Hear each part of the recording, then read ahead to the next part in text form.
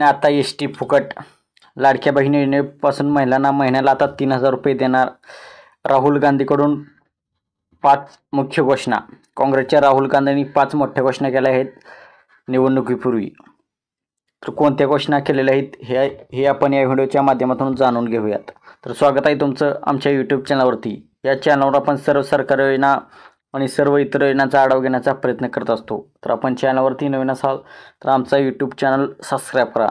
राज्यातील महाविकास आघाडीची पहिली संयुक्त सभा मुंबईतील BKC येथे होत असून महाविकास आघाडीचा जाहीरनामा काँग्रेस नेते राहुल गांधी, राष्ट्रवादी काँग्रेसचे शरद पवार, शिवसेना विविध पक्षाचे उद्धव ठाकरे यांच्यासह दिग्गज नेत्यांच्या उपस्थितीत प्रसिद्ध करण्यात आला.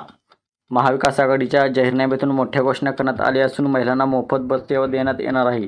तर लाडक्या बहिणींना 3,000 रुपये दर महिन्याला देण्यात येतील. यासह शेतकऱ्यांसाठी कर्जमाफीची योजना व जातनिहाय जनगणना करण्याची घोषणाही महाविकास आघाडीच्या जाहीरनाम्यात करण्यात आली आहे. त्यामुळे राष्ट्रवादी काँग्रेस अजित पवारांनी केलेल्या 2100 रुपयापेक्षा 900 रुपये जास्त रक्कम लाडक्या बहिणींना देण्यात येणार असल्याचं महाविकास आघाडी सरकारने जाहीर केलेलं आहे. तर महाविकास आघाडीच्या कोणत्या 5 प्रमुख योजना आहेत हे आपण पाहूया.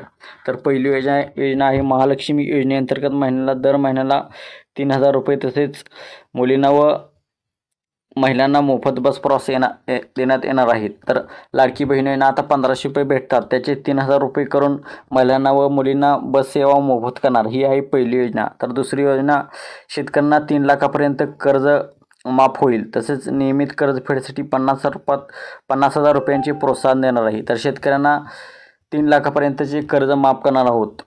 तिसरी आहे जातनिहाय जनगणना करणार, 50% आरक्षण मर्यादा हटवण्यासाठी प्रयत्नशील. चौथी आहे 25 लाख रुपयापर्यंतचा आरोग्य विमा व मोफत औषधे. तर 5वी घोषणा आहे ती बेरोजगार तरुणांना दर महिन्याला 4,000 रुपयांपर्यंत मदत करणार. तर या आहेत राहुल गांधी आणि महाविकास आघाडीने या प्रमुख 5 घोषणा केलेल्या आहेत. तर याची अंमलबजावणी किती करतात ते त्यांच्या सरकार आल्यावर हे सर्वांना पाहावे लागेल.